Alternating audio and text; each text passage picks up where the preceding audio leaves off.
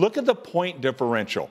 There's the Chiefs at plus 52. Yeah. Are you kidding me? They're not what their record says they are. You're 10-1. Why? Because you got the greatest quarterback on the planet. Right. One reason. All right. There's no explosiveness on there. I'm really concerned, and I can tell you this: Patrick's concerned. All right.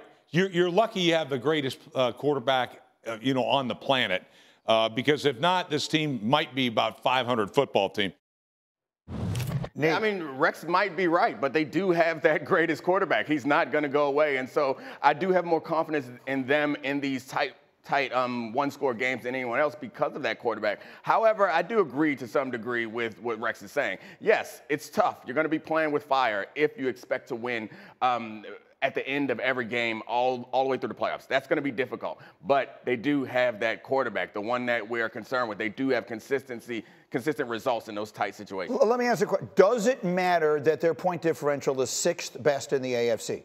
I understand that in the more important column, they're 10-1. That's the most important. The wins and losses is the most important column. But there's another column on the standings that is point differential, and in the AFC alone, they are 6th. I mean, does that matter? I mean, like you could put a column in there that says uniform color. Like it doesn't. At the end of the game, but this one is not that. At the end of every game, the Chiefs' point differential is positive. Yeah. Right. So I can't believe we're doing this again. We did this last year. So we did this last year. They don't look good enough. Listen. This is where we lose. If the Super Bowl was this weekend, you'd have concerns. The Chiefs get better over November and December and January. They have proven that to us. They work at it. They just signed a tackle, right? I don't know if DJ Humphries is going to play, but they're not sitting on their hands. They know they got a problem. New England releases the speedy second-round wide receiver from a couple years ago, Thornton. Chiefs signed him because, hey, we don't have any speed. Like, they're working on it. They know they need to be better. They have a track record of being a better team in January than they are in November, and to doubt them, I think, is foolish. We did it last year. Great teams know how to win games. I heard Andy Reid in the postgame. Everybody's frustrated because you're not playing a little bit better, but they still find ways to win. The great ones do that. Let's say this, like over 50% of all playoff games are one-score games. Yes. Let's talk about the Chiefs. 7 of their last 8 playoff wins have been one-score games. Yeah. So if you don't think they're built to win those style games, you're lying to yourself. And by the way, they're back-to-back. They're 2-time champs, going for 3. So they ain't losing. So I don't care what anybody says. He understands how to win. Mahomes understands how to win. Is it pretty? Is it always your favorite way? No. But when it comes down to big games, they show up and they find ways to win. That's what great teams do. Yeah, but I mean, I don't think that we should alleviate any concern that you should have in this team. You said they get better. They played against one of the worst teams in football and probably got outplayed in that game. Their defense has been the strength of their team through the course of this run, and their defense is faltering. So, there's reason to be concerned. And you're right. They're going to address those concerns. And you're right. They've proven the benefit of the doubt. But if we're going to walk in here and just say that because you've done it before means that we know you can do it again, I think is... I think the level to which they have done it before buys them more benefit of the doubt. Oh, yeah, of course. They get the benefit of the doubt. Let me say this. I played against the Patriots in their heyday, and we were a really good team. And we had some incredible battles. Early on in my career, when you went to face those teams, they knew they had the way to win. And when you're trying to find your identity of how to win and you're playing against a team that knows how to close games out, it matters. Yeah. You're telling me if you had the Ravens and the Chiefs go line up, the Ravens feel as comfortable closing games out as the Chiefs? But what eventually happened is you beat them. Yeah, but it took us eventually someone But eventually, Mahomes is going to get older. They're going to get weaker. I get it. But I'm just saying at this point. You didn't beat them because Brady got older. You beat them because the ball bounced your way one time, and that's all it takes in a one-score game. All right, as we got every conversation fired today. He's really good. So it was right around this time last year that the Eagles began their descent into what became one of the most disappointing finishes in football history. A 10-1 start proved to be all for naught. They went 1-6 down the stretch. They crashed out of the playoffs.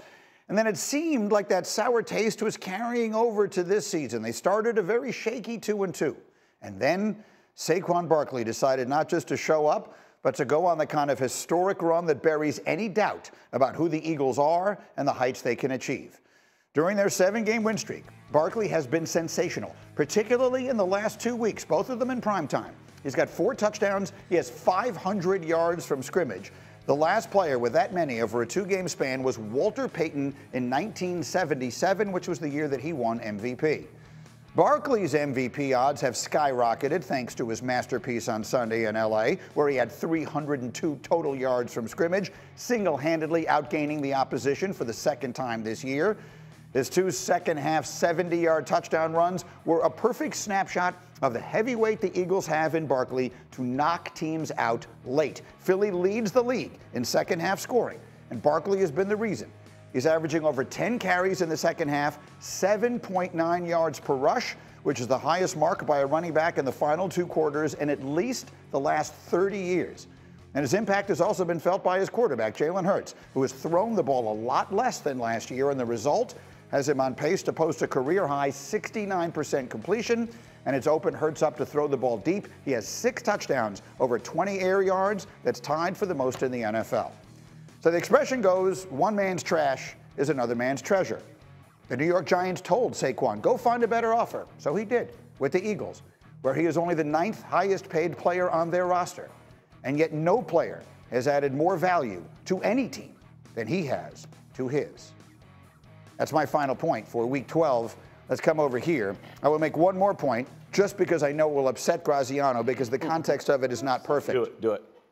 Saquon Barkley's cap hit this season is actually lower than the cap hit that Drew Lock has for the New York Giants. That's the player they chose to bypass in favor of Tommy DeVito when they cut or released, or however it is they literally did it with Daniel Jones, in order to make sure they didn't have to pay him next year. Look at that money. The Giants are paying Drew Lock $5 million against their cap to not play for them when they cut their quarterback. Saquon Barkley's cap hit is $3.8 million, and he is the MVP of the league. How would you like to have watched that game Sunday night with John Mara? How would you like to have been at his house that night? A little misleading. I mean, he's not 3.8. I mean, like, he's making like $13 million a year. Don't give me context. I'm giving you facts. They are accurate. Like on the script, it says Graziano pours water on unassailable statistics. It actually says that on this piece of paper. That is correct. The statistic happens to be accurate, and so does the argument. Saquon Barkley. If you underline the V in MVP, Saquon Barkley fits the bill. This is not the Davey O'Brien Award. It's the MVP. I love what you're doing. And in your final point, you did a good job of saying he added the most value because he is new to this team. And I think I can't argue with you. If the award was most added value, yes. But Saquon's incredible season, if he breaks the record, then yeah, I think he's likely to get it because it's going to be something historic. But if he does not, it's hard to argue that Josh Allen and Lamar Jackson do not provide more value for their team. Maybe they haven't added more value because they've been providing this value for a long time, but they're absolutely more valuable, and it's not Saquon's fault that the rules have changed and the game has modernized in a way that is away from the running back. But that's the way that it works. The quarterback is going to be more valuable if he's good. In most cases. But in this situation, Saquon happens to be great, but he's not the most valuable in the league. Yeah, I mean, look, does he have a legit MVP case? Yes. Yes, he does. There's no question about it. He is having that level of season. But Domonique is absolutely correct. Right now, the way the NFL is set up, the quarterback is inherently more valuable than anyone else. And it's actually not even that close. And you guys know this. So, yeah, I think he has more to do on any given play. And I think unless there's no clear quarterback winner and the running back breaks a record, I think it's very difficult for a running back to win this award. And I think it should be. Yeah, it's the most frustrating nonsense ever. I mean, like, it's okay, so Lamar Jackson, what were his numbers last year? But without Derrick Henry. I mean, they were MVP worthy. Okay, but a lot of people didn't think so, honestly. I didn't think so. Exactly, I didn't think so. I thought his numbers were okay. They weren't what he got in his first MVP, but he still got the MVP. Now you add Derrick Henry to this thing, and now he's got, what, 27 touchdowns? Yeah. He's got 3 interceptions, right? You guys act like him being there doesn't affect Lamar Jackson being better. You just saw Jalen Hurts' number with Saquon Barkley. He now has 6 20-plus yard touchdowns that he's thrown, tied in the league. Jalen Hurts is playing better because of Saquon Barkley. When you add different components, it makes players better. So because he touches the ball, as Dan loves to say, even when he's handing it off, makes him the most valuable guy. It does not make him more valuable. Saquon Barkley has done more this year than either of those guys, and it's record breaking. Can I make one final case? There is no better play in the NFL than an explosive run. Right. Because it is almost zero risk and it's super high reward. You know and he who has else more generates than that explosive than runs? anyone. Lamar Jackson and Josh Allen. Not and also they throw the ball. And they change the protection at the line of scrimmage. And I mean, come on here. Like there's a million things a quarterback. Like no one else does anything. No one changes protections. No one does this. No one does. You know who does it? The running Zay back. Flowers hasn't helped Lamar Jackson. I see that wristband on Saquon's wrist calling the plays I'm out. with you adding all this context to explain why Lamar and Josh are great. But add that to the Saquon. You know why Saquon is an MVP candidate this year and he hasn't been in the past? Because this Eagles offensive line. Because A.J. Brown attracts attention. Because Jalen Hurts is a consistent passer. Like, I agree with that. The context matters for everyone. I agree with that. He could have been the MVP the year he single-handedly ran the Giants into the playoffs a few years ago, but they chose to pay the quarterback instead.